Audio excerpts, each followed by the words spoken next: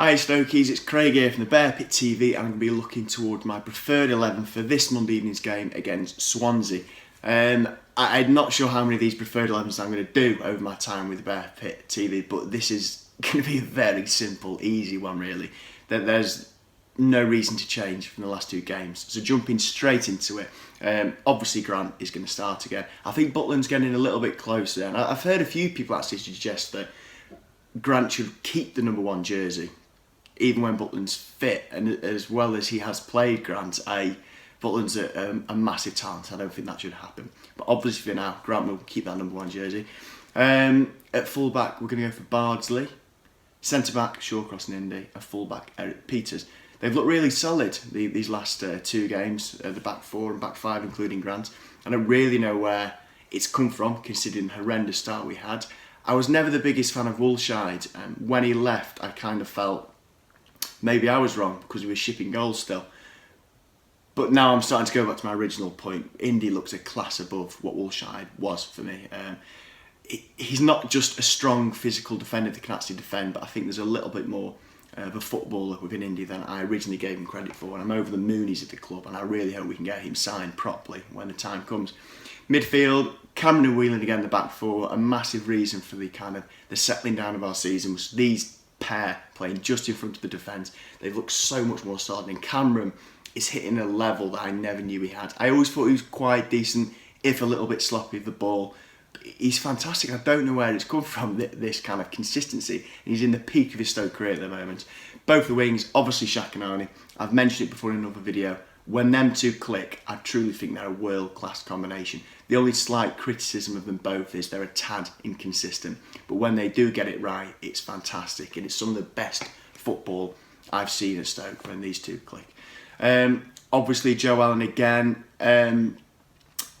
He played very well at Hull again. There's no criticism. He could have got a goal in the second half from like a half volley, I think it was. He's obviously having a great season. There's not much more I can really say about Joe Allen at the moment. He's playing fantastic. And up top, it's probably, if anyone comments on this video suggesting what should be changed, I'm anticipating this will be the most requested change, is going to be Bonnie. He's still not scored, but I think he's bringing a lot more to the team than people are necessarily giving him credit for. Yes, he's not scored, but he's bringing in Shaq. His hold-up play is something that we've not had at Stoke for a long, long, long time. And I'm so happy we've got somebody that can finally hold the ball, somebody that can bring in Shaq, somebody that can bring in Arnie, and also play with Joe Allen. Joe Allen buzzes round him like a fly, and I think it's fantastic we've got someone that can hold the ball. I mean, obviously there's going to be a limit to when he's not scored that it's going to be, the question's naturally going to be raised, when can we drop Bonnie? But for now, we need to look just beyond his goal threat and consider what he's bringing to the team. And that is fantastic hold-up play. He will score soon, I'm absolutely convinced of it. I should really hope so, considering he's costing us 120 grand a week. Jeff Cameron is apparently a minor doubt for Monday's game, which is a massive shame. As I've already said, he's playing absolutely amazing this season. And I think it'd be a big shame to the team and to the settled, balanced midfield we've got at the moment if he should go.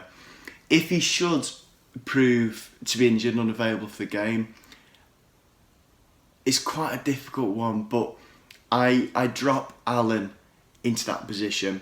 I think quite similar to Cameron, he's got a lot of energy, Joe Allen, but I'd have Allen under strict instructions not to bomb forward too much, because we saw that at the start of the season and we shed loads of goals. So I would drop Allen to play alongside Whelan, slightly more forward than Whelan, but I'd be very strict with him and say you can't bomb forward, you've got to help and support Whelan to protect the back 4. And in his place, I'd have Bojan. It's been quite a tough season for Bojan, and me and Elle did a video the other week, and I think it's such a shame that such a talented player can't get into our first 11 at the moment. There's no doubt that he's one of the, probably the best footballer in our squad, and it's a shame that he can't get in the first 11, but at the moment it's just not quite clicking for Bojan. His last start was against Crystal Palace, and I hate to say he was pretty shocking that day. I mean, everyone was, to be fair, but Bojan was a bit of a passenger that day.